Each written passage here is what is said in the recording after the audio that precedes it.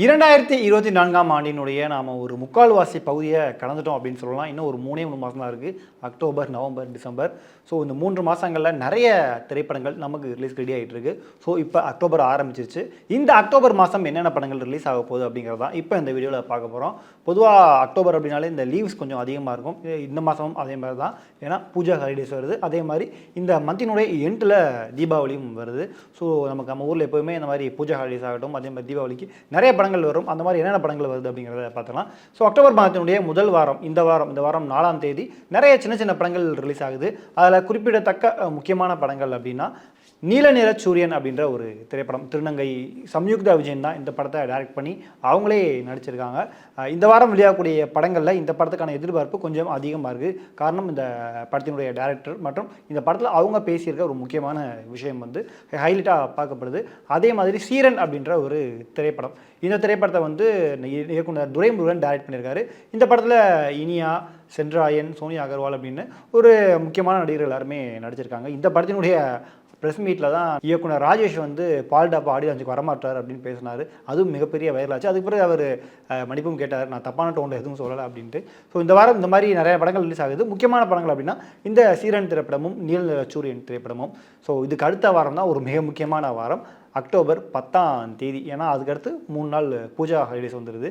So October 10ஆம் தேதி எல்லாருமே அதிகமாக தமிழ் ரசிகர்கள் எதிர்பார்த்துட்டு இருக்க லைக்கா ப்ரொடக்ஷன் சுபாஸ்கரன் தயாரிப்பில் இயக்குனர் டிஜே ஞானவேல் அவருடைய இயக்கத்தில் சூப்பர் ஸ்டார் ரஜினிகாந்த் நடிப்பில் வேட்டையின் திரைப்படம் உலகம் முழுக்க பிரமாண்டமாக ரிலீஸ் ஆக காத்துட்ருக்கு. ஸோ அந்த படத்துக்கான எதிர்பார்ப்பு ரொம்பவுமே அதிகமாக இருக்குது. காரணம், இந்த படத்தில் டிஜே ஞானவேல் என்ன விதமான அரசியல் பேசியிருப்பார் அப்படிங்கிறத. ஏன்னா போனப்போ ஜெய்பீம் படத்தில் ஒரு மிகப்பெரிய தாக்கத்தை அந்த படம் ஏற்படுத்துச்சு. ஸோ அவரும் ரஜினி அவர்களும் சேரும்போது, ஏன்னா நிறைய பேர் சொல்லியிருக்காங்க, குறிப்பாக அந்த படத்தில் ஒர்க் பண்ண நடிகை துஷரா கூட ரீசெண்டாக நம்ம எடுத்த பேட்டியோட சொல்லியிருப்பாங்க. அதாவது சூப்பர் ஸ்டார் ரஜினிகாந்தும் டிஜே ஞானவேலும் 2 பேரும் சேர்ற ஒரு மையப்புள்ளியாக தான் இந்த ஒரு படம் இருக்கும். ஸோ 2 பேருக்கான, அதாவது இவருக்காக இவரும் விட்டு கொடுக்கல, ஸோ இவருக்காக இவரும் தன்னுடைய கண்டென்ட்டை விட்டு கொடுக்கல அப்படின்ற மாதிரி அவங்க சொல்லியிருப்பாங்க.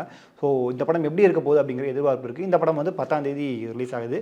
இதே 10ஆம் தேதி தெலுங்கில் உருவாக்கக்கூடிய ஒரு பேன் இண்டியா திரைப்படம்னு சொல்லலாம். துருவ் சாஜாவுடைய மார்டின் திரைப்படம். ஸோ இந்த திரைப்படம் ஒரு பேன் இண்டியா திரைப்படமும் நல்ல ஒரு கமர்ஷியல் திரைப்படமாக ரிலீஸ் ஆக ரெடி ஆகிட்டு இருக்கு. ஏபி அர்ஜுன் தான் இந்த படத்தையும் டைரக்ட் பண்ணியிருக்காரு. ஸோ அந்த படம் எப்படி இருக்க போகுது அப்படிங்கிறத நாம் பொறுத்து பார்க்கலாம். ஸோ அதுக்கு அடுத்த வாரம் கொஞ்சம் ட்ரையாக தான் இருக்குது. இப்போதைக்கு நிறைய படங்கள் அஃபிஷியலாக அனௌன்ஸ் பண்ணாமல் இருக்காங்க. ஏன்னா அக்டோபர் 18ஆம் தேதி, ஏன்னா அந்த வேட்டையின் படம் எவ்வளோ தாக்கத்தை ஏற்படுத்த போகுது, அது எத்தனை நாளைக்கு விடும், தேட்டர் கிடைக்குமா அப்படின்ற ஒரு டவுட் இருந்தது. இப்போதைக்கு அக்டோபர் 18ஆம் தேதி எந்த ஒரு படத்தையுமே லாக் பண்ணலை.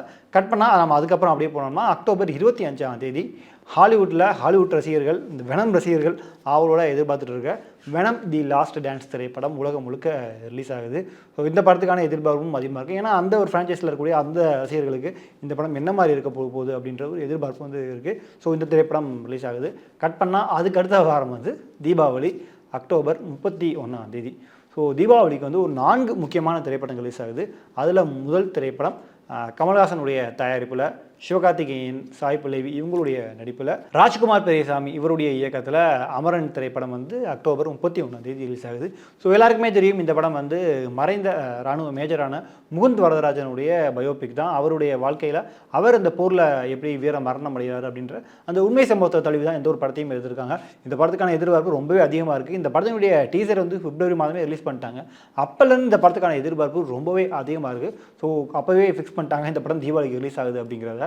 அதே மாதிரி இன்னொரு திரைப்படம் இயக்குனர் ராஜேஷ் இயக்கத்தில் ஜெயம் ரவி நடிப்பில் பிரதர் திரைப்படம். ஸோ அந்த திரைப்படத்துக்கும் ஒரு மிகப்பெரிய எதிர்பார்ப்பு. ஏன்னா ஜெயம் ரவிக்கு ரீசெண்டாக வந்த எல்லா படங்களுமே பெரிய அளவில் அவருக்கு வெற்றியை கொடுக்கல. இறைவன் ஆகட்டும், சைரன் ஆகட்டும் அப்படின்ட்டு தொடர்ந்து அவருக்கு பெரிய அளவில் ஹிட் கொடுக்கவே இல்லை. ஸோ இந்த படத்தை அவர் ரொம்பவே நம்பியிருக்காரு. இந்த பிரதர் திரைப்படத்தை ஆடியோ லான்ச் கூட ரீசெண்டாக நடந்தது. இப்போ ஒரு கான்ட்ரவர்சிலையும் அவர் இருக்கார். அதாவது அவர் மனைவியை பிரிகிறார் அப்படின்ற ஒரு விஷயம் கொஞ்சம் கான்ட்ரவர்சியாக போயிட்டு இருந்தாலும் இந்த சூழலுக்கு மத்தியில் தான் இந்த பிரதர் திரைப்படம் ரிலீஸ் ஆகுது. குறிப்பாக அந்த படத்தில் பால்டப்பாவான மகாமிஷி பாடல் மிகப்பெரிய அளவில் வைரலாகி ட்ரெண்ட் ஆகிட்டு இருக்கு. அந்த படத்துக்கு ஹாரிஸ் ஜெயராஜ் தான் இசையமைச்சிருக்காரு.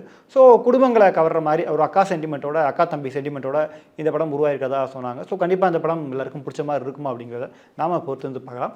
அதே மாதிரி நடிகர் கவின் நடிப்பில் பிளடி பேக்கர் திரைப்படமும் அக்டோபர் 31ஆம் தேதி தான் ரிலீஸ் ஆகுது. இந்த பிளடி பேக்கர் திரைப்படத்தை சிவபாலன் முத்துக்குமார் தான் டைரக்ட் பண்ணியிருக்காரு. கவின் இந்த படத்தில் வித்தியாசமான ஒரு கெட்டப்பில் நாம் பார்த்துருப்போம். ஸோ கவினுடைய எல்லா படங்களுமே கவனிக்க வைக்கிது. டாடாவாகட்டும், அதுக்கு பிறகு இந்த வருஷம் ஆரம்பத்தில் ரிலீஸ் ஆன ஸ்டார் திரைப்படம், அந்த படத்தில் நிறைய விமர்சனம் விமர்சனங்கள் வந்தாலும் அவருடைய நடிப்பு வந்து எல்லாருக்கும் பாராட்டப்பட்டது. ஸோ இப்போ தொடர்ந்து தீபாவளிக்கு அவருடைய இந்த பெலி பக்கர் திரைப்படம் ரிலீஸ் ஆகுது. இந்த படத்தை தயாரிச்சிருக்கிறது இயக்குனர் நெல்சன் தான்.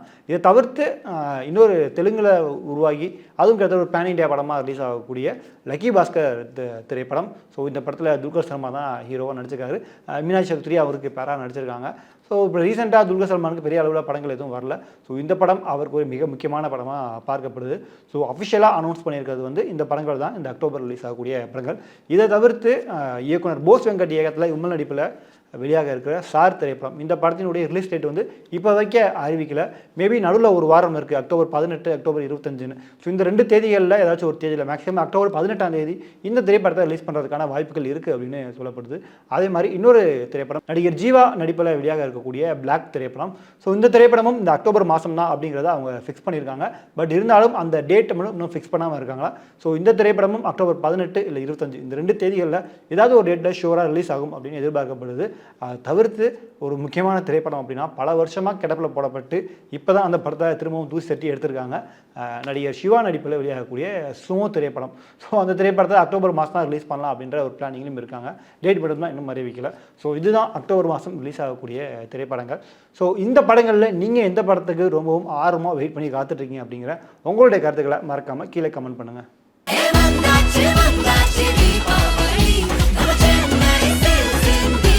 எண்ணம் போல் வண்ணங்களுடன் கொண்டாடு The Chennai Silks ஆடைகளுடன். Let the celebrations begin.